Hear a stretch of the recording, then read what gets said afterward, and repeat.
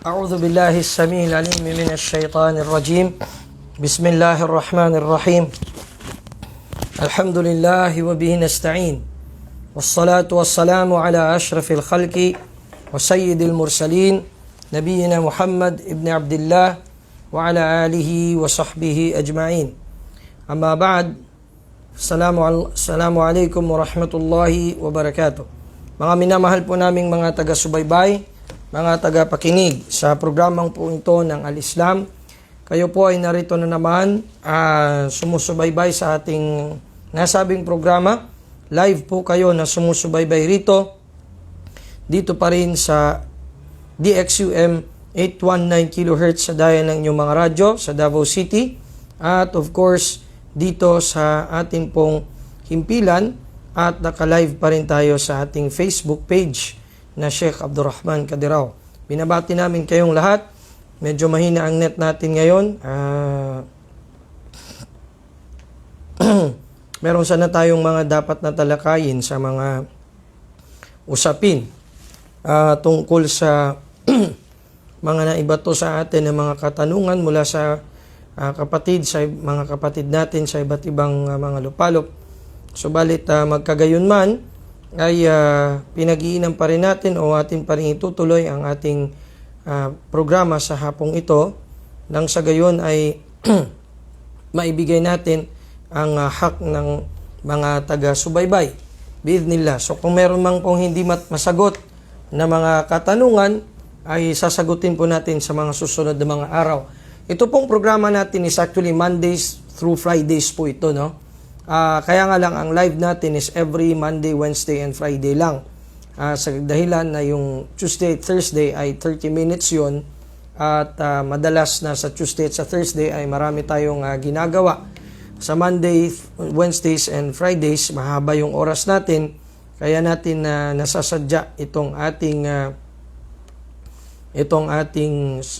istasyon. So, nila-live natin via Facebook. At ito namang ating tinatawag na page ay naka-live din dito ang atin pong mga pagsasahimpapawid dito sa ating himpilan. So sa hapon pong ito, mga kapatid, sasagutin natin yung mga katanungan ng mga importanteng katanungan ng ating mga kapatid na medyo nasa ulo ko yung iba, na-memorize ko yung iba, no? Nasa ulo, sa Tagalog, ay bigyan natin ng karampatan ito na kasagutan sa dahilan na kinakailangan, no? Lalo na sa panahong ito, na kung saan ay kung mayroon mang mga kalituhan, ay dapat natin agad-agad na marisolba, maibalik sa kitab at sa sunnah ng Rasulullah sallallahu alaihi wasallam sa pamamaraan o pagfaham ng mga salafus salih ridwanullahi alaihim ajma'in. Ayan po ay nasa kitab mismo ni Allah Ta'ala. Sinabi niya, wa in tanaza'tum fi shay'in farudduhu ila Allah war Rasul in kuntum tu'minuna billahi wal yawmil akhir, dhalika khairu wa ahsanu ta'wila. Yan po ay pinahayag mismo ni Allah Subhanahu wa Ta'ala sa Quran, na kung kayo ay mayroong hindi pagkakaunawaan, mayroong kayong pinagtatalunan sa anumang bagay patungkol sa inyong relihiyon, ay ibalik ninyo ito sa Quran at sa Hadith. Ibalik ninyo kay Allah at sa kanyang propeta kung tayo tunay na naniniwala kay Allah at sa araw ng paghuhukom. At yun ang pinakamaigi, pinakamainam sa lahat. Wa ahsanu ta'wila, at pinakamainam na paliwanag, pinakamainam na dapat aralin at unawain. So wala tayong ibang tinatawag na kariktan na dapat nating sandalan sa panahon ng mga kalituhan sa ating pananampalataya, maliban na lamang sa Quran at sa hadith ng Rasulullah sallallahu alaihi wasallam, ayon sa faham o pamamaraang naunawa ito, inunawa ng mga salafus salih ridwanullahi alaihim ajma'in. So doon tayo nakasandal sa pamamarang iyon at sa faham na iyon ng mga sahaba, sapagkat hindi natin maaabot ang anumang kahit gaano pa tayo kagaling, umunawa, hindi natin maabot ang anuman o maunawaan kung hindi sa pamamagitan ng kung paano nila ito inunawa. Ngayon ay naharap tayo sa isang katanungan, no? At ang katanungan ito ay wala pong iba kundi ang usapin na ito ng salatul qasr o yung kasrus salawat ar-rubaiyah, pag-iiksi ng mga pagdarasal na tiga-apat-apat, kagaya po nitong Zuhur, Asr at Isya. Siya nga pala, bago po natin ito matalakay ay humingi po tayo ng paumanhin kanina, hindi natin na i-live ang ating khutbah sa dahilan na may mga technical problems. Sa susunod po, inshallah ta'ala, pero po, na-record po natin ang audio noon at inshallah baka mapa-edit po natin sa mga kasamahan natin sa ilmo o sa ahlul hadith, nang sa gayon ay mabigyan natin ng maipresenta natin sa mga tao ang nangyaring khutbah po kanina, no? At ang khutbah kanina ay ang topic nito ay ij'al dunyaka li ukhrak, gawin mong ang iyong mundo ay para sa kabilang buhay. Kasangkapanin mo ang buhay mo sa mundo para sa kabilang buhay. Ayun po. So tinatry po natin dito sa isang phone natin na ma-monitor ang ating programa, kaso nga lang medyo mahina talaga ang network, no? So ito po ngayon mga kapatid, sa lahat po ng mga nanonood, nakikinig, ito na pong tatalakayin natin ang tungkol po rito sa tinatawag nating qasr, as-salawat ar-rubaiyah, itong pagsasala o yung pagsasala o pag-iiksi ng mga salawat na tiga-apat-apat ang rakaat, kagaya ng Isya, ng Zuhur at Asr, no? So paano ba ito sinasagawa o ano ba ang diskusyon dito? May kamakailan lamang na nagtanong sa atin isang kapatid sa ngalan ni Abu Sumaya Makilala, taga Soksargen, no, na ang tanong niya rito, ano ba ang hukom o ano ba ang pakahulugan itong hadith na ito na naiulat mula kay Anas ibn Malik. Si Anas ibn Malik, isa sa mga sahabi ng Rasulullah, sa mga sahaba kasamahan ng propeta sallallahu alaihi wasallam, na ang kanyang pakikisalamuha sa Rasul sallallahu alaihi wasallam ay malapit sa propeta. Siya ay mga nasa 10 taon na nakasama niya ang propeta, naging khadim, naging utusan siya ng propeta Muhammad sallallahu alaihi wasallam. So walang duda na itong si Anas ibn Malik, kapatid sa Islam, ay isa sa mga napipitagang pagdating sa pagriwaya, no, pagdating sa pagriwaya sa hadith ng Rasulullah, ay talagang hindi matatawaran ang kaalaman nito. So kanyang binanggit o nabanggit ni Imam Muslim sa isang hadith na naiulat ayon sa kanya, na sinabi niya, kana Rasulullah sallallahu alaihi wasallam idha balaga 3 amyal aw farasikh kassara as-salah, wa fi riwaya salla rak'atain. Sabi ng sugo o sabi ni Anas ibn Malik radhiyallahu anhu, sa sahabi na yon, ang propeta Muhammad sallallahu alaihi wasallam ayon sa kanya, kapag ang propeta ay nakakaabot ng 3 amyal, ito tong 3 amyal na ito ay 5 kilometro, mahigit kumulang 5 kilometro, kapag umabot siya rito, kassara as-salah, o hindi kaya'y 3 farasikh, ibig sabihin 14 kilometers, ay nagkakasar siya o iniiksian niya ang sala ar-rubaiya, ginagawa niyang tigdadalawa. So, dito nagkaroon ng diskusyon ng mga ulama sapagkat ito ay nasa Sahih Muslim, Sahih itong hadith na ito. At tinignan nila ang mata ng hadith at pinag-aralan na tila baga mayroong shock o mayroong pagdadalawang isip sa riwaya o sa pagsasalaysay. Pangalawang punto rito, ito ay para bagang kumukontra sa mga ibang hadith na kung saan ang Rasulullah sallallahu alaihi wasallam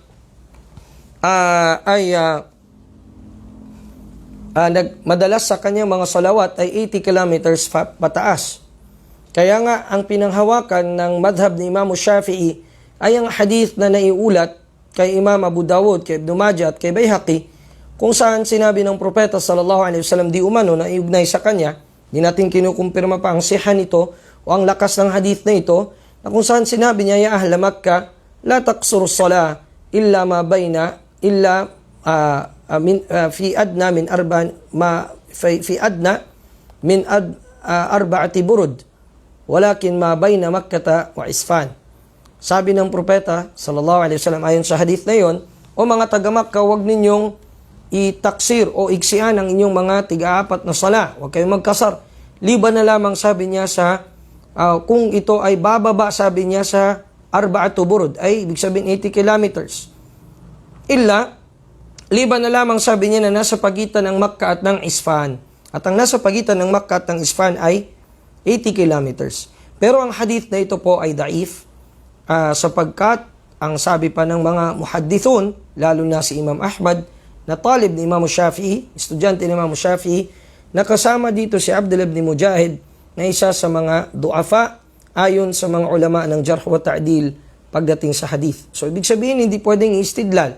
Subalit, marami na mga ahadith sa Sahihul Bukhari na kung saan ang Rasulullah sallallahu alaihi wasallam ay nakita ng higit sa isang sahaba, sa isang sahabi na siya, kung siya ay magta-travel, ay nagkakasar siya pagkatapos ng mga arba'atu burud o 80 kilometers. Kaya ito ang binatayan o binasihan ng jumhur, al-ulama, majority ng mga scholars, bilang batayan ikasabi niya, sa dami ng mga riwayat at kaganapan na kung saan ang Rasulullah sallallahu alaihi wasallam ay 80 kilometers nag-iiksi ng sala.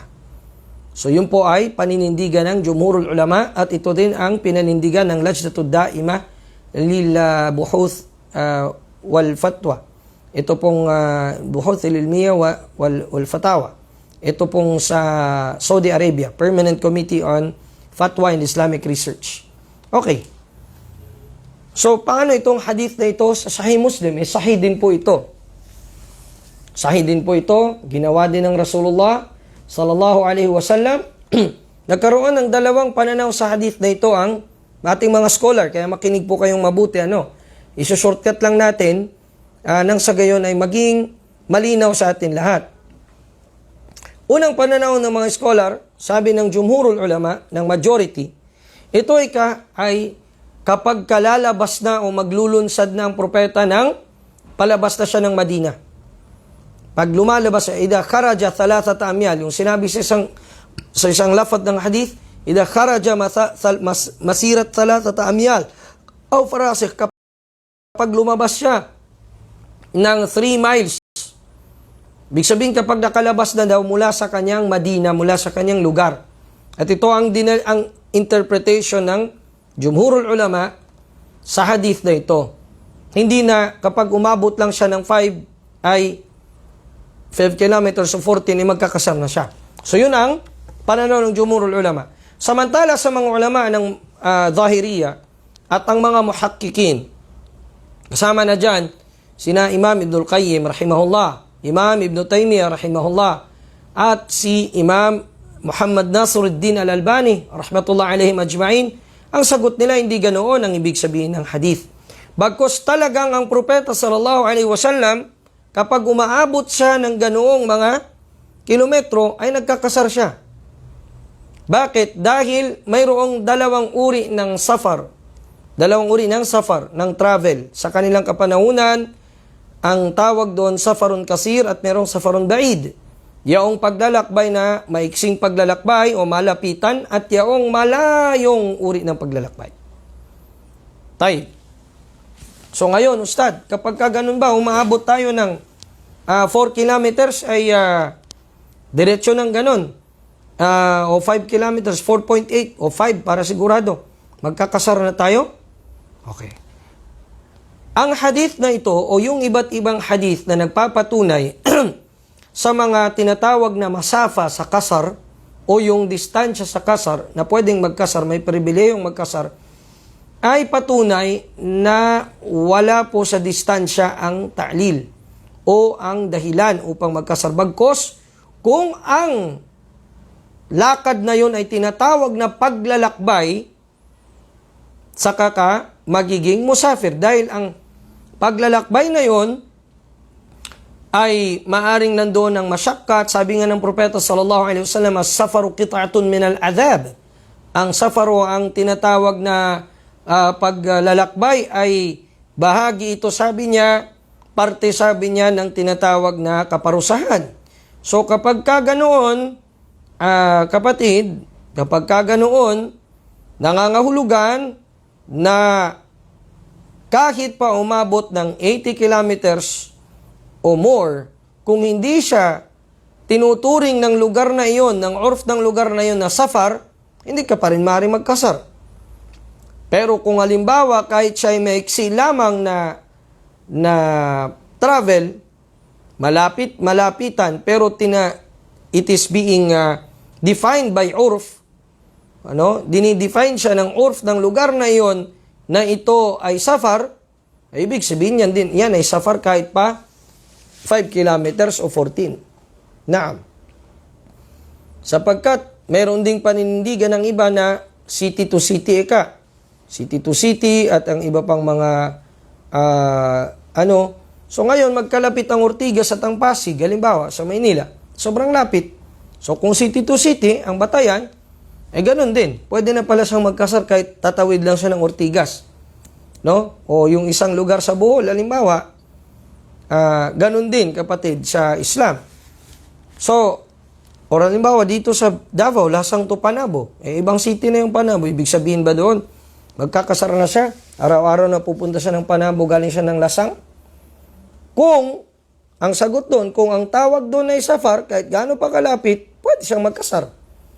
Pero kung hindi naman, ay hindi siya privileged na magbigay o magsagawa ng kasal.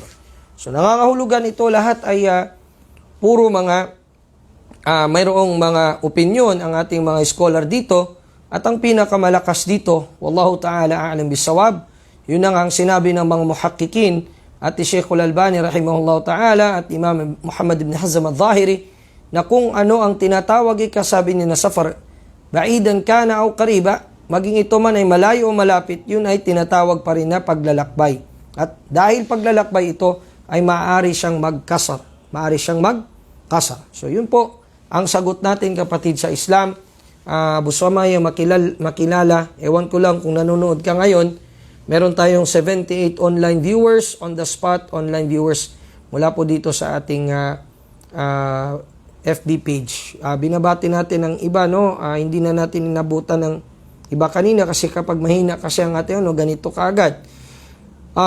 Mula kay Ukhjanna, kay Abu Hafsa Shuraim Al-Munajjid, may tanong siya.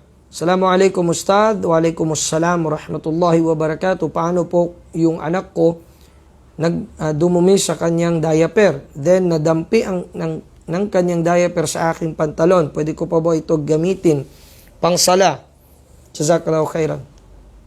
Kung tumagos at mayroong amoy at mayroong bakas nito, hindi mo pwedeng gamitin yan liban na lamang kung labhan mo yung spot na yon o hugasan at sabunan mo para maalis yung amoy at saka yung bakas nun. Okay? Pero kung halimbawa wala naman, hindi naman umepekto. Kasi may mga matitigas na diaper na may mga layers siya na hindi siya tatagos sa kahit saan nakaupo yung bata. No? So siguraduhin mo munang ganun, kapatid. Naam, si Roel Rosal de los Santos, OFW. Salam sa iyo. Si Janna Saiko from Bulacan. Si Sujaun Filhaq. Masyaallah yung pangalan niya. Michelangelo Sajid from Buhangin City. Okay, kaya pala walang khutbah live. Oo, kapatid, may nagkaroon ng kanina. Technical problem. Si Ummu Juhaifa. Paano po mag-message sa inyo kung personal po? Ay, ano mo lang sa page natin, kapatid. May inbox po itong page. Muslima bint Yusuf from Doha, Qatar. Si Bro Rashid Favre. Si Siti Aliani. Si Muhammad Pulido. Si Haya Bakaro. Si Nursida Tausing. Watching while nasa biyahe. Pakibati po ang lahat ng student ng Quran Tajweed Online. Lagi po sila nanonood sa live ninyo po. Mashallah, binabati natin mga kapatid sa mga estudyante ng Quran Tajweed Online. Nawa ay dagdagan pa ni Allah ang inyong kaalaman at kasigasigan sa relihiyon. Si Abdullah Javier de la Peña, Inni Aplasin Ibrahim, watching from Riyadh. Si Abs Efraim Bagundang Ahmad, nanonood. Ganon din si Rayla Tarusan Pakatua from Kogon, Sirawan, Turil, Davao City. Salam po sa inyo dyan. Mashallah, nakabisita tayo dyan sa inyo. Ganon din si Ayman Avenido.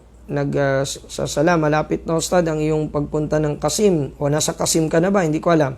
Si John Ronald P. Santos, si Bin Husayf from Madina. Mashallah, Madina KSA. Wa iyak, Ibn Husayf. Si Aisha Sumugoy Kanha from Antique. Samir Usama. May tanong si Inni Alpasin Ibrahim. Nakakasira ba ng wudu if naglinis ako ng CR even naka-gloves ako? Hindi naman siya nakakasira ng wudu, kapatid. Liban na lang, halimbawa, kung nakahawak ka noong talagang solid na najis, kung ikaw naman nakagwantes, wala namang problema doon. Naka-gloves ka, nakagwantes ka, walang problema dahil di siya diretsong dumikit sa iyong katawan. Ang ingatan mo lang doon yung mga tilamsik no? Kapag ka medyo natalsikan ka doon, yung mga marurumi doon sa CR, most especially yung dumi ng tao, kailangan magwudu ka ulit. Alisin mo yung dumi na yon at magwudu ka ulit. Na. Si King Hussein, si Dinho ng Pasig City, si King Hussein ng Zamboanga City, si Abdul Fahad Ampat, Abdullah, dapat ang pangalan mo, no? Si sa Buluan, listening while on travel to Buluan, Maguindanao. Mashallah. Salam sa inyo. Haber Hajirul, Waalaikumsalam, Tuan Kanungnungan. Si Sujan Fulhaq, pwede po bang bumoto yung Muslim? Actually, discuss na natin ito ilang beses na, kapatid. Ilang beses na natin itong ang asal ng pakikisali sa demokrasya ay pinagbabawal sa Islam, religiously speaking, no? Anumang pakikilahok sa mga suffrage na yan o voting na yan o election na yan. Liban na lamang kung darura. Kapag sinabi nating darura, may urgency. Ibig sabihin, mayroong threat sa buhay mo o hindi kaya sa lugar na yun puro kayo Muslim majority at walang paraan ng panggugobyerno doon kung hindi sa pamamagitan ng pagboto. So kaysa sa kayo ay pamunuan ng hindi Muslim, iboto nyo yung kapatid na Muslim na mapag-usapan ninyo at yun ang mamamahala sa inyo, inshallah. Ayan. Si Hanapit Tuganay, watching from Mawab, Davao de Oro. Si Raquel Tags, tanong ko po, sakaling galing ako ng Pantukan tapos punta ng Tago, minsan hindi ako nakakasala ng Dhuhr at Asar. Ano po ba gagawin ko? Hindi ka nakakasala, nasa daan ka, kapatid. Napaka-imposible nitong hindi.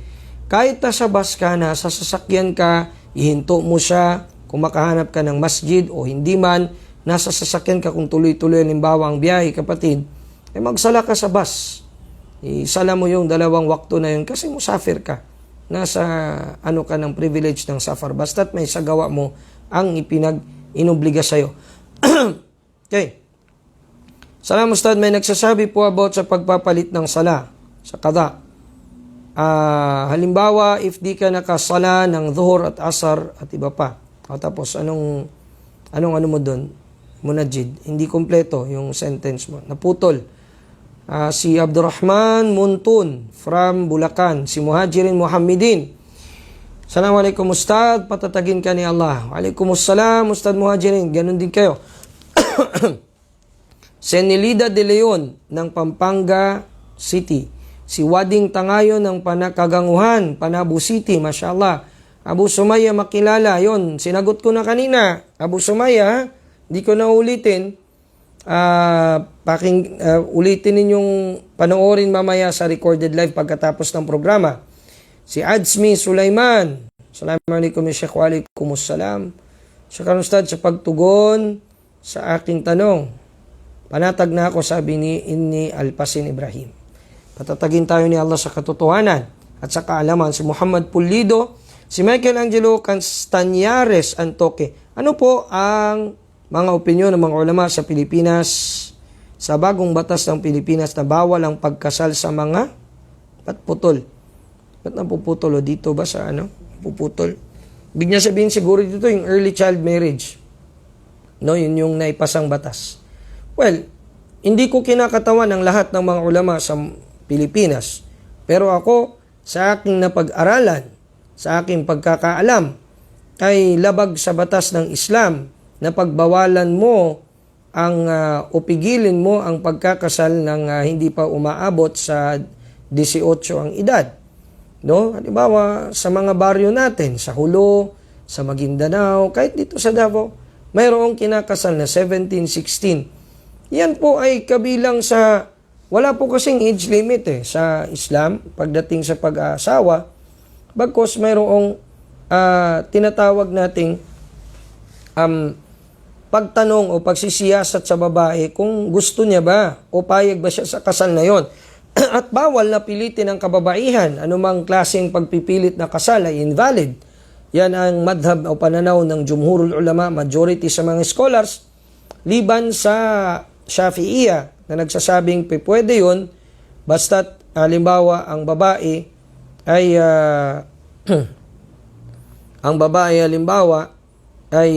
kahit bata pa siya ay mayroon siyang tinatawag na tamyiz, sabiyun mumayyiz, no?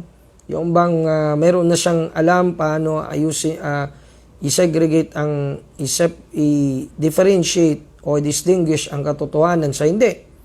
O pwede yun ayon sa Shafi'iyya, pero sa Jumhurul Ulama sabi nila ang babae kailanman mapabata man yan o dalaga na o hindi pwede siyang pilitin. Li'umumi kaulihi ta'ala, sa general na sinabi ni Allah subhanahu wa ta'ala, Ya ayyuhalladhina amanu la tarithun nisaa kurha. O mga mananampalatayang kalalakihan, huwag ninyong manahin ang mga kababaihan ng sapilitan. So ibig sabihin, kailangan na hingin yung kanyang opinion kung gusto niya ba. Sa hadith din ng Rasulullah sallallahu alaihi wasallam, hadith na sahih, sinabi ng propeta alaihi salatu wassalam, la tunkahul mar'a o la tunkahul bikru hatta tusta'dhan wala tunkahul ayyimu hatta tusta'mar. Sabi ng propeta sallallahu alaihi wasallam, hindi maaari ikasabi niyang ikasal, ibigay sa kasal ang babaeng dalaga hanggat hindi mahingi ang kanyang pahintulot. At hindi naman maaari na ikasal ang dati ng may asawa o hiwalay o balo, liban na lamang na nahingi ang kanyang pag-uutos. Ano ibig sabihin ng dalawa? Kaibahan. Isti'dhan at saka isti'mar. Ibig sabihin ng isti'dhan, ihingin yung pahintulot ng babae, ang wali mismo magtatanong sa dalaga. Kasi ang usual na nung dalaga, wala pa siyang tinatawag na sadya'a o tapang para humindi o umuo. No? Ngayon, tatanungin sa kanya, tihingi ang idin niya o ang pahintulot niya. Ang isa naman, yung dating may asawa na, balo man yan o yan ay hiwalay sa asawa, ang hingin sa kanya, pag-uutos niya. Anong ibig sabihin ng pag-uutos? Ibig sabihin, wala ng karapatan ng wali, meron pa rin. Pero kung fit doon ang pangangasawain, ang namamanhikang lalaki, fit doon sa mga requirements ng din, sa kanyang pananampalataya, sa kanyang pag-uugali, kasalan, at may kafaa, ibig sabihin noon ay sa tingin ng babae ay talagang ito ay match sa kanya.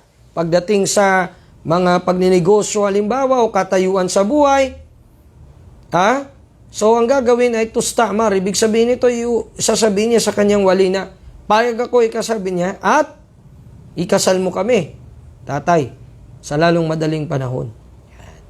Nagtanong ang mga sahaba, Ya Rasulullah, kayfa idnuha? O propeta ni Allah, papaano yung pagpapahintulot ng dalaga? Sabi ng propeta sallallahu alaihi wasallam, antaskuta.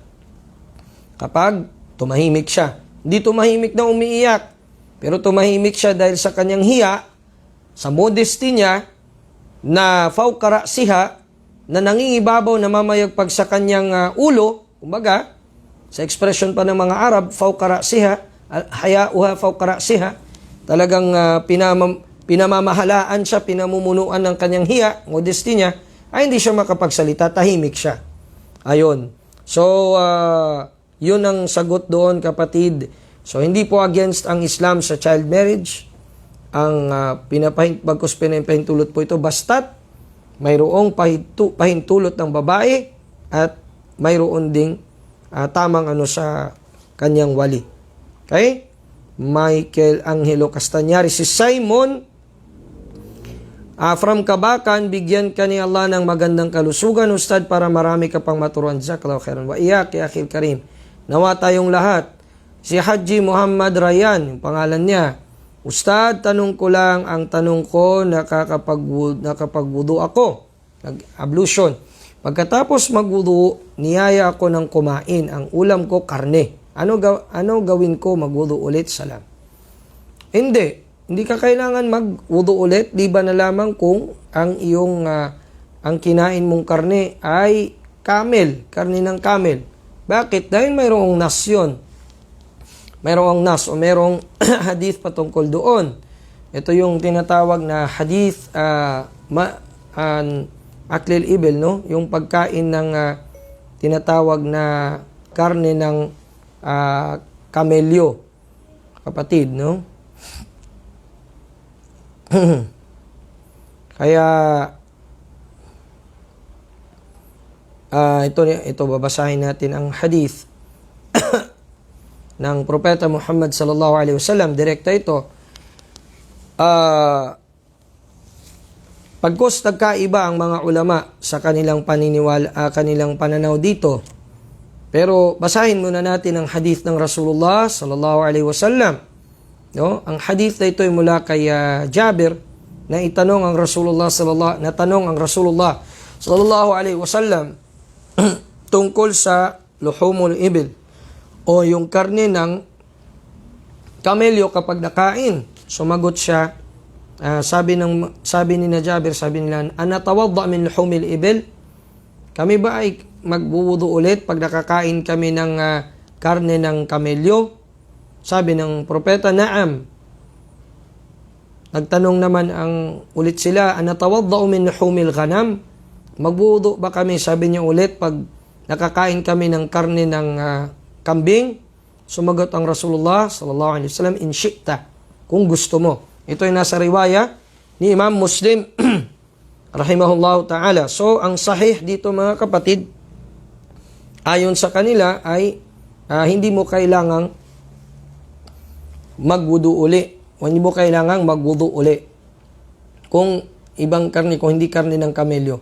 Samantala, at ito po ay madhab ni Sheikh Al-Albani rahimahullah at ganun din ng Hanabila, madhab ng Hanabila.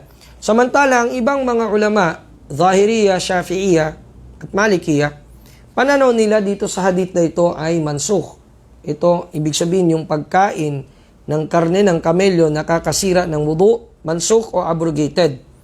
Bakit? Una, sabi niya, ang hadith ni Jabir, kana akhirul amrayni min Rasulillahi sallallahu alaihi wasallam, tarakal wudu mimma massatin nar. Ito ay nasa riwaya ni Abu Dawud at An-Nasai. Ibig niyang sabihin, ang hadith na naiulat kay Nasai, ito ang nagpapawalang bisa sa hadith na yun ni Imam Muslim. Sabi niya, naiulat ni Jabir na ang Rasul sallallahu alaihi wasallam tarakal wudu nung last na ng buhay niya, iniwan niya na ang pagwudu ulit kapag nakakain siya ng dumaan sa apoy ng niluto, no? Wa hadha rad, at itong rad na ito ay hindi siya mamumukabala o maano niya ang isang nas. Pangalawa naman, na pananaw nila, ang pananaw nilang pangalawa ay yaong hadith na al-wudu'u mimma yakhruj la mimma yadkhul. No? So, itong hadith naman ito ni Baihaqi ay nainulat niya mismo, da'afahul Baihaqi wa Daraqutni, at hadith na da'if na mayroong thalathu ilal, mayroon siyang tatlong ilal o illa. So, ang malakas dito mga kapatid, kung hindi naman siya karne ng kambing, ay hindi siya makakasira ng wudu. Hindi siya makakasira ng wudu. Hindi siya karne ng kamelyo. Kung karne siya ng kambing, karne ng baka, ay hindi ka kailangan na magwudu ulit. So, yun ang sagot natin sa katanungan. Meron pa tayong mga sagot dito sa inbox, tanong sa inbox. Kaso nga lang, medyo mahina ang net natin, no?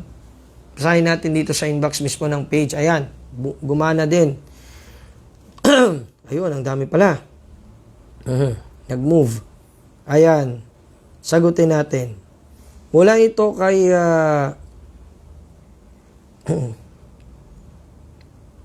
okay.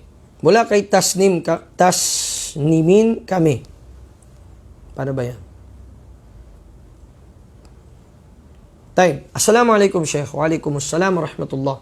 Kung ang isang araw sa dunya ay 24 hours, kapag pinaparusahan ang tao sa kubur, Sheikh, gaano ba katagal ang isang araw? Ang sagot natin, magkaiba ang time dito sa mundong ito at time sa kabilang buhay. Katunayan niya, nasa Suratu Sajda, sabi ni Allah subhanahu wa ta'ala, yudabbirul amra minas sama'i ilal ardi, thumma ya'ruju ilayhi fi yawmin kana miqdaruhu alfasanatin mimma ta'uddun. Sabi ni Allah subhanahu wa ta'ala, si Allah ta'ala ang namamahala sa bagay, kautusan niya, mula sa langit hanggang sa lupa. No, mula sa langit hanggang sa lupa, na umaakyat ulit doon sa kanya. Kaya ito'y mga ayat na nag-iithbat na si Allah ay nasa taas, no? Hindi sa kahit saan. Yudabbirul amra minas sama'i ilal ard, mula sa langit papuntang lupa, at aakyat sa kanya sa isang araw na ang bilang ninyo sa inyong mga daliri ay 1,000 taon. So magkaiba ang time zone sa mundong ito at sa kabilang buhay. Naam. Okay? So, ayan. Barakallahu fik kina Fatven Amat Sabaddin. Saan man kayo naroroon, pagpalain kayo ni Allah Ta'ala. Ayan. Ito naman saan ba itong nagtanong dito? Basahin ko dito ha. Okay. Saan na ba yun? Ayan, mula kay Amir. Assalamualaikum Sheikh. Waalaikumsalam warahmatullah. May nais lang po akong itanong, naway maliwanagan mo po sa akin patungkol po ito sa pagkain ng mga pagkain binibenta ng mga hindi Muslim. Sabihin dito ay mga hindi Muslim, Ahlul Kitab, Hudyo, Kristiyano at ang iba pa sa kanila. Ano po ang hukom o hatol ng pagkain binibenta ng mga hindi Muslim kagaya na lang ng halimbawa street foods like isaw, chicken wings at iba pa? Ito po ba ay pinapahintulot sa ating Muslim na kainin o hindi po? Shukran Sheikh. Okay. Una, nababahagi sa dalawang kategorya ang mga hindi Muslim. Merong tinatawag na kitabiyun o Ahlul Kitab. Sino yung mga Ahlul Kitab? Ito yung mga Hudyo at mga Kristiyano. Bakit sila tinawag na Ahlul Kitab? Bakit sila tinawag na people of the book? Kasi sila ay may mga revelasyong bumaba sa kanila, aklat na bumaba sa kanila. Anong mga aklat yon? Torah sa mga Hudyo, at dito naman sa mga Kristiyano ay ang Injil o ang Gospel. No? So, sila yung tinatawag na mga Ahlul Kitab, people of the book. Okay? So, malinaw yon. Ngayon, ang tanong naman doon, maaari ba natin kainin ang hinanda nitong people of the book na ito kung tawagin? Ang sagot, maaari po, hindi po ito tinatawag na namansukh o na-abrogate. Ayon sa majority ng mga scholars, sa sinabi ni Allah subhanahu wa ta'ala sa Quran al-Karim, وَطَعَامُ الَّذِينَ أُوتُوا الْكِتَابَ حِلٌّ لَكُمْ وَطَعَامُكُمْ حِلٌّ لَكُمْ وَطَعَامُهُمْ حِلٌّ لَكُمْ وَطَعَامُ الَّذِينَ أُوتُوا الْكِتَابَ حِلٌّ لَكُمْ وَطَعَامُكُمْ حِلٌّ لَهُمْ. Ang pagkain o yung mga kinatay ng mga people of the book, Kristiyano to Diyo, ay halal sa inyo na mga Muslim. At ganun din kayo, halal din sa kanila. Okay?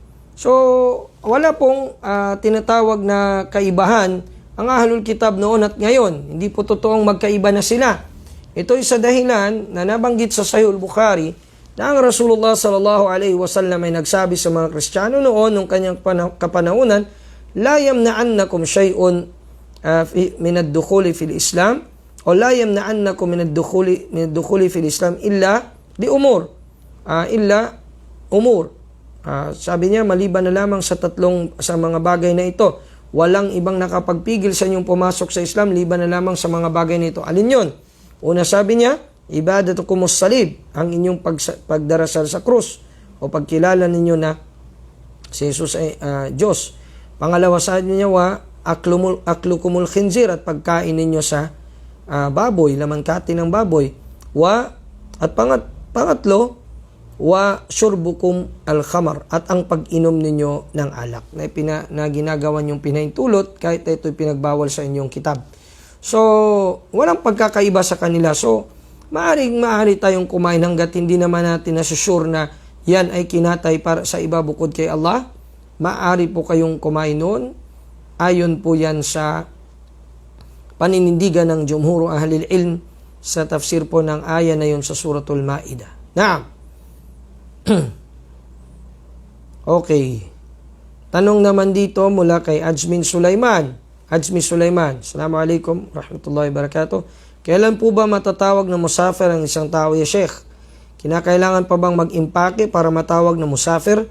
Yung thalathata ayyam, Sheikh, na sa huling fatwa ni Sheikh Muhammad Shuaib Abidin rahimahullah kanyang nabanggit sa pagitan ng Kalumpang hanggang Maharlika Beach ay nagkasar na po sa Shukran, Sheikh. Hindi talatatu amyal pala, talatatu amyal.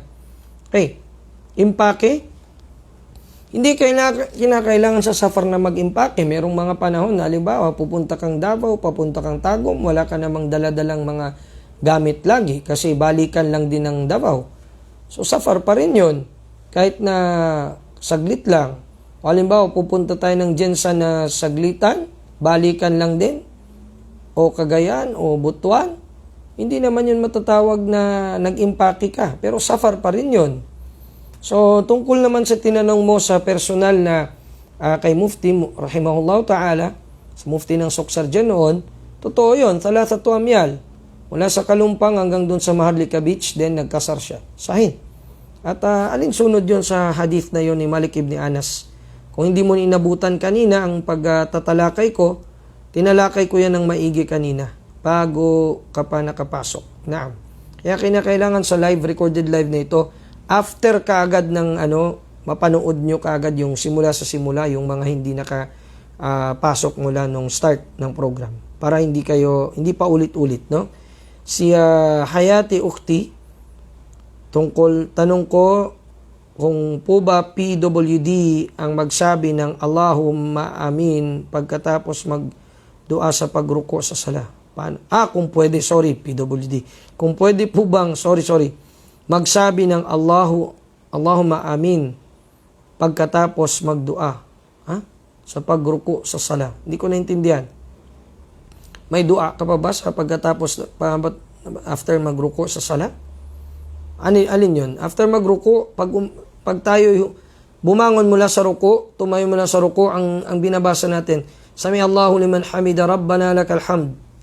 Walang amin doon, kapatid. Si Al-Saad Danong Omar, watching from Kalamansig, Sultan Kudarat. ano po ba ang hukom ng pagbanggit ng Allah, Allah o Masya Allah ng mga nakikinig sa nagbabasa ng Quran sa tuwing humihinto ang nagbabasa ng Quran? Jazakallahu khairan wa iyak. Bid'ah. Wala po nito. Kung magsasabi ka ng Masya Allah, sa sarili mo na yon. Di kailangan na isigaw mo. Ang Rasul sallallahu alaihi wasallam, kapag nakikinig siya kay Abdullah ibn Mas'ud, nagkikiraan, nagbabasa sa kanya, siya ay nataimtim na nagninilay sa mga salita ni Allah, naiiyak siya. At kapag gusto niya ng pahintuin, sinasabi niya, hasbuk.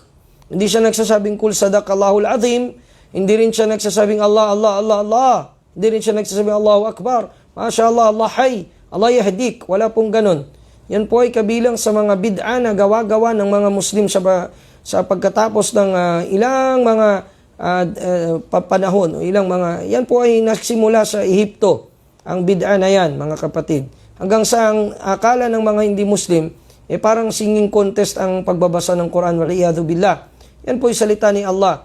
At batas po ni Allah Ta'ala ang binabasa dyan at mga salita niya, at hindi po dapat ito na ginagawa siyang parang contest na pinag-aagawan o pinaghihiyawan. No? So, hindi po lahat ng ada na ginagawa ng mga Arabo ay dapat gayahin. Mayroon pong ada, mapa-Arabo man yan o hindi, na bumabangga sa Sharia ni Allah Ta'ala. So, dapat yung pong malaman yun, kapatid. Aisha Hassan, si Nurhaina Ja'far Untong ng Lanao del Sur, Wao. Si Michael Mupak, may tanong siya, ano pong tawag sa mga gawain na ganang or specific lang kay Propeta Muhammad sallallahu alaihi wasallam, hindi pwedeng gawin ng umma niya ngayon. Sana makapagbigay kayo ng halimbawa. Nagtatanong Michael Mupak ng Datu Saudi Ampatuan, Maguindanao. Jazakumullahu khairan, Michael Mupak. Okay, marami. Isa sa mga halimbawa ng mga gawain o mga ruksa o mga pabor na khas sa Nabi Muhammad sallallahu alaihi wasallam, ang wisal. Ang wisal, ito yung ayuno ng mga propeta. Mula araw hanggang gabi, hindi sila nagbe-break ng fast. Wisal yon. So sa atin, hindi pwede yon. Khas sa kanila yon. Ang pag-aasawa ng Propeta Muhammad sallallahu alaihi wasallam ng higit sa 4, namamot ng 9. No? So yun ay khas sa kanya dahil propeta siya ni Allah. Ano pa ba? Ang mga paggagawa ng sunan at pagkakada nito sa kanyang may mga khas sa kanya. Kagaya na lamang ng mga tahadjudat at iba pa, yan ay wajib sa kanya, khas sa kanya bilang propeta. Kung kailan siya patuloyin ni Allah, kailan siya pahintuin, yun ay sa pagitan ni Allah at khas o specific, special sa kanya yun. Naam. Marami pang iba. Si Bainani Andalino Glau, si Hara Mauna, isa pa. Ang Rasul sallallahu alaihi wasallam, pwede siyang mag-asawa ng tinatawag na hiba. Nikahul hiba, ibig sabihin noon, ay asawahin niya ang babae na walang dori.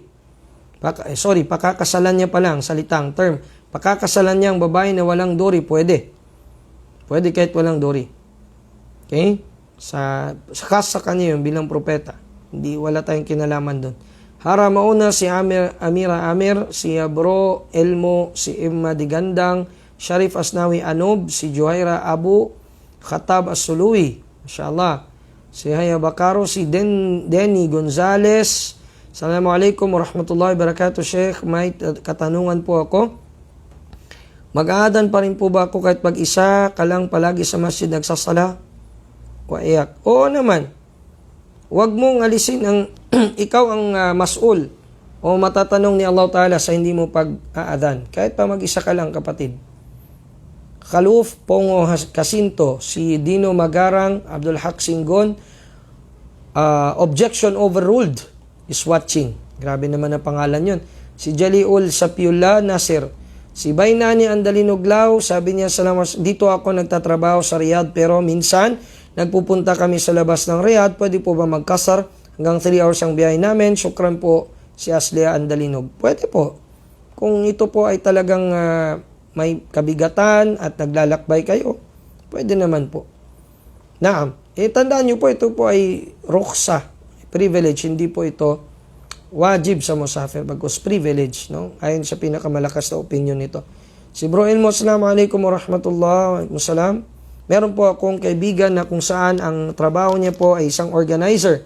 Mostly, mga event na na-organize niya ay mga event like binyag, kasal, Christmas, or concert ng mga walang pananampalataya. Ask niya po kung may kasalanan po ba siya. Zaklaw Khairan from Itogon, Benguet. Ayun.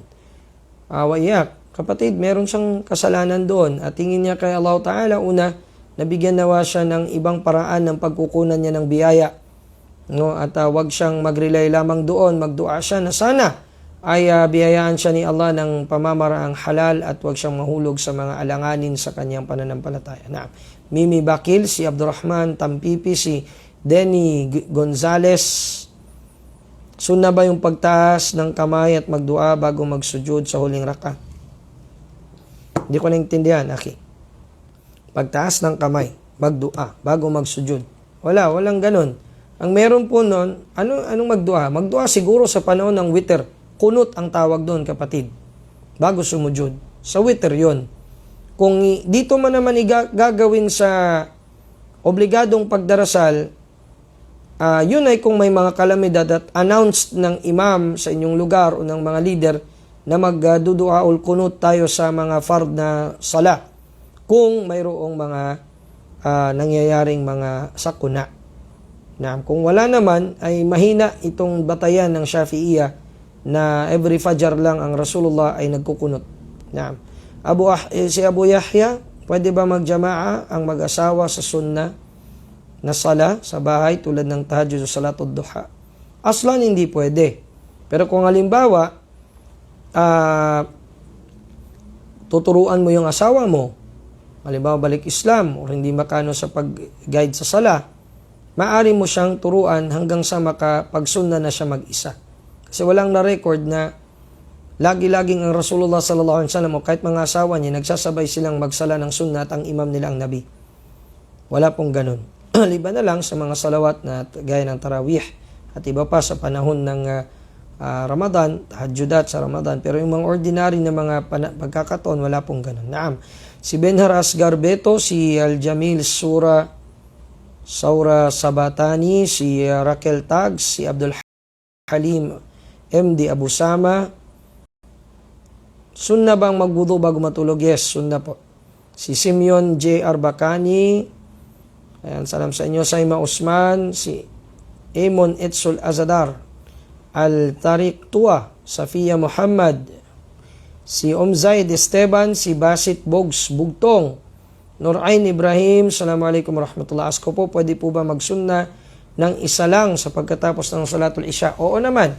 Ito ay sa alinsunod sa sinabi ng Rasulullah sallallahu alaihi wasallam sa hadith sahih, sinabi ng propeta, sabi niya, "Waman khashiya as-subha falyutir bil wahida."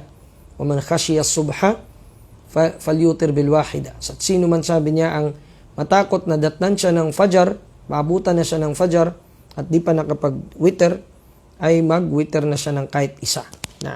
Sa baka matansya mo, pagod ka, di ka makagising kundi sa adan na ng fajar, mas mainam nang nag-witr ka pagkatapos ka agad ng Salatul Isya. Ayun ang sagot, Nurain Ibrahim. Firdaus Abidin, tanong ko lang po, pagsasala po ng ma'mum ay magtatakbir din po, except lang sa unang takbir. Paano yan? Pagsasala sa ang ma'mum po ba, of course, magtatakbir din ang ma'mum. Lahat yan. Pero silently, of course. Totoo po ba kapag, discreet pala, sorry. Totoo po ba kapag natulog ng may wudu ang kaluluwa daw ng tao ay mapupunta sa harap ng arsh ni Allah Ta'ala at nagsusujud sa harap ni Allah? Wala po tayong mababasang ganong hadith. Bagkus, masasabi natin ay nasunod mo ang sunnah ng Rasulullah sallallahu alaihi wasallam. Janay Mermin Fi'ah, si Nur bint Aisha from Kuwait, si Janay Mermin Fi'ah, si Al-Jamil. Okay po ba yung palakasin mo ang pagbigkas ng takbiratul ihram na halos pati ang imam nakakarinig? Okay lang, pero mas maganda yung medyo discreet lang na ikaw lang ang makarinig, di ka makadisturbo sa iba. Neds Karim, may tanong lang po ako kung tungkol sa pagsasagawa ng sunnah sa Salatul Fajr, sasakuha po ba ito after adhan ng Fajr or after adhan po ng Fajr, kapatid? Alia Maizara Abdul Wahid Angking, si Janna Claudio, si Muhammad Taib, si Raida L. Uddoy ng Abu Dhabi, Habira Jirol. Sakaling musafir ako, obligasyon pa ba sa akin pumunta ng masjid sa araw ng Juma'a? Hindi. Kabilang yan sa mga exemptions na privilege ng musafir o ng traveler. Wala po tayong oras, mga minamahal po naming mga taga-subaybay. Kinalulungkot po natin, hindi na natin ma-entertain lahat-lahat ng tanong. Biidnillah, sa darating pulit na Lunes, kung luluubin ni Allah, ay bigyan po natin ng concern, ng karampatang pagpansin ito pong mga katanungan ninyo. Ako po ang inyong kapatid sa Islam, Abu Ziyad Abdurrahman Kadirao, na nag-iwan sa inyo ng isang Assalamualaikum warahmatullahi wabarakatuh.